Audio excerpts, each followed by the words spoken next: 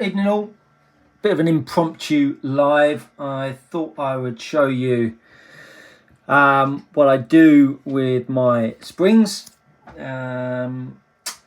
This came about from having a bunch of little springs lying around and just fascinated about their sizing and what they were, I suppose, essentially, because I don't know about you, but I'm always a bit confused about whether a spring is worthy of sticking on my car or not. And so I've got this little spring tester.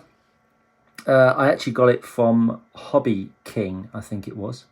And what it allows me to do is, I mean, essentially, it's a small scale. And you put the spring underneath it, you compress the spring, and then it gives you a reading for the spring. So what I've done is I've created a little jig. So I've got myself a pinion gear. I then put a little bolt in the bottom of it and screwed it in. Then I can pop the spring on top of the bolt. Then I can slide it underneath the spring tester. And now spring tester needs to be reset like so. And now all I'd simply do is compress the spring and it gives me a number. So 2.1 for that spring. Now I can take the spring off. So that's an X-ray front spring. Now it doesn't really matter how much you're compressing it. It's just about how much you're compressing it by each time, as long as it's the same each time. And so what this little screw does here is it allows it to come down onto the same point. So we're then going to pop the next spring on, pop that underneath. You can see it recentered to 0. Going to push it down again, 2.1.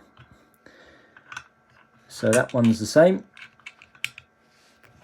Put that one on there. The same again. You can see it's back to 0. Pop it down again. Slightly less, 0.05 less. So I might think about not using that one. Obviously, it's really important that before you have or start testing these springs, that they are the same length, of course. As long as they're the same length, you can then test them.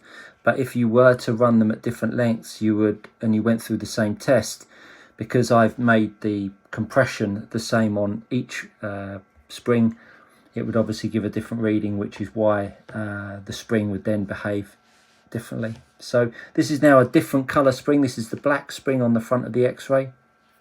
I'll pop this underneath, and I'm going to give you an idea of what the different compression is, or the different strength of spring. So I'm now going to push it down. So that's now at 2.48, 2.5. Now I'm going to put a different spring on. Pop that under the